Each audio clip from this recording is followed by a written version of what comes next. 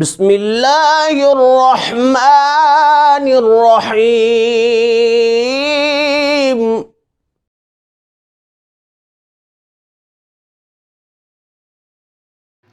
بسم اللہ والصلاة والسلام علی رسول اللہ وعلی آلہ واصحابہ اجمعین۔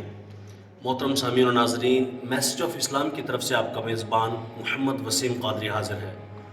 آج کی گفتگو میں دو چیزوں کے حوالے سے بات کروں گا۔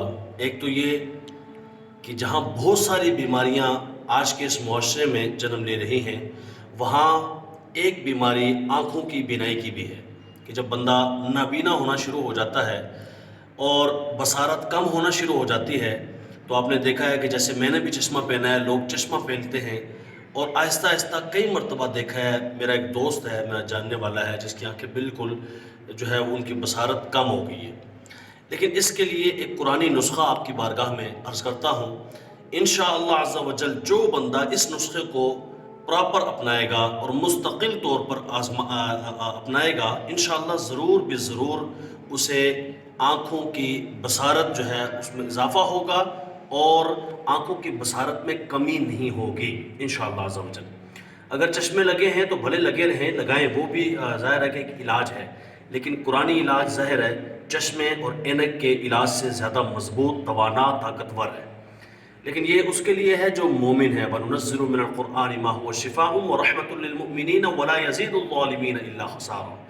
تو نسخہ یہ ہے کہ ہر وضو کے بعد، ظاہر ہے 5 ٹائم نماز ہم پڑھتے ہیں، مسلمان ہیں اور وضو بھی کرتے رہتے ہیں، تو جب بھی وضو کریں، وضو کے معاً بعد، فوراً بعد آسمان کی طرف نگاہ کر کے ایک مرتبہ سورۃ القدر پڑھ لیں، یعنی اِنَّا أَنزَلْنَاهُ فِي لَيْلَةِ الْقَدْرِ وَمَا أَدْرَاكَ مَا لَيْلَةُ الْقَدْرِ لَيْلَةُ الْقَدْرِ خَيْرٌ مِّنْ أَلْفِ شَهْرٍ تنزل الملائكة والروح فيها بإذن ربهم من كل أمر سلام هي حتى مطلع الفجر۔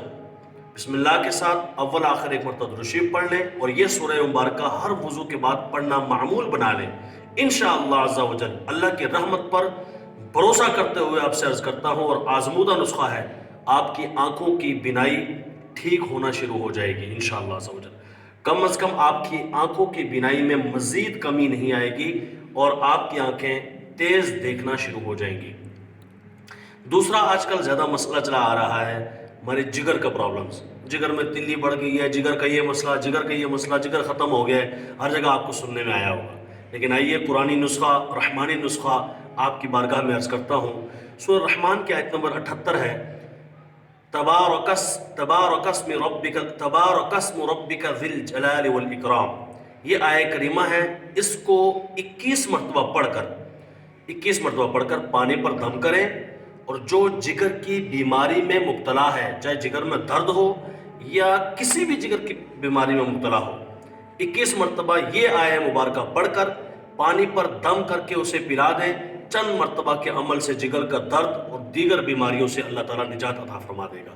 اللہ کریم مجھے اور آپ کو تمام بیماریوں سے اپنے حبیب لبیب صلی اللہ علیہ وآلہ وسلم کے صدقے محفوظ فرمائے۔ السلام علیکم ورحمۃ اللہ وبرکاتہ۔